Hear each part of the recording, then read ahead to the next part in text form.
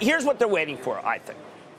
You take these companies that have joint ventures that have not been approved. Let's use American Express, great American company, okay? They've applied 14 years ago for a card, but they don't have a card. Why? In China. Yeah, in China. Why? Because China's in transit. If you saw something, you Qualcomm approved by NXPI, and any company that has been trying to do business there that hasn't been able to, that would be the signal that the president's going to say, okay, now they're walking back their trade deficit with us, so maybe we can come to terms. But you know what? I think I think the president believes they're a total paper tiger. And as far as he's concerned, the China rout last night, 1,023 stocks plunged 10% in one day. How much money do the Chinese have to be able to keep their market up?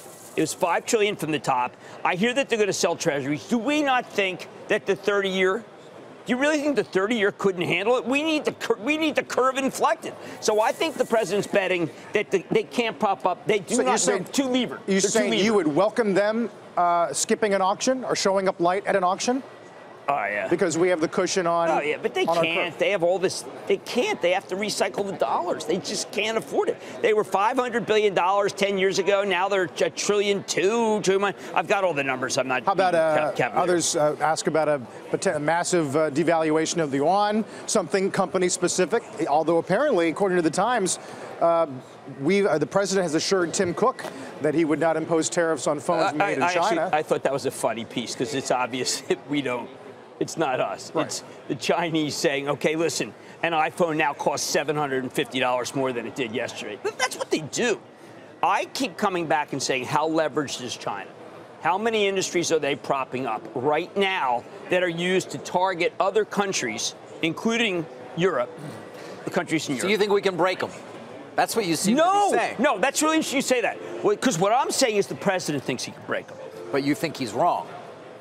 I think it's very hard to break the Chinese. I think it's very hard. All right, so then it would seem to me that people who are selling the futures today, based on this is going to continue down a road that's not going to lead anywhere necessarily good for global growth, are right. But the future, you sell the futures, you sell United Health, which has 100 million share buyback. Okay? What good does that do you? Because you're such a single stock risk fearhead? I mean, I'm telling you, there's a lot of stocks in the S&P that'll go down. Verizon. Hey, you know Verizon better than anybody in America. I don't know about that. You think Verizon should get hit on this? Verizon should get hit? Do you think Verizon should get hit? How about Verizon? No, most likely not. High percentage of domestic revenue. Not. Right. Percentage domestic revenue, not. But so the futures will take down Verizon, Mr. Paper Tiger. Equipment, I mean, they are putting in a lot of, obviously equipment. They're buying that from mostly Ericsson. Let's watch NXPI and Qualcomm. That's okay. The old Alcatel. I don't know. You want to sell? You worried about Twitter here? You worried about Facebook? How much business they do in China? How about FANG? What percentage of FANG does business in China? We've spent No, that's not the A. The A is Amazon. I thought it was FANG. You mean not a spell? I thought it was FANG. Not today. Not today. Well, you decide. You're the one who came up with it. That was far, long, long way to go. Hey there, thanks for checking out CNBC on YouTube. Be sure to subscribe to stay up to date on all of the day's biggest stories. You can also click on any of the videos around me to watch the latest from CNBC. Thanks for watching.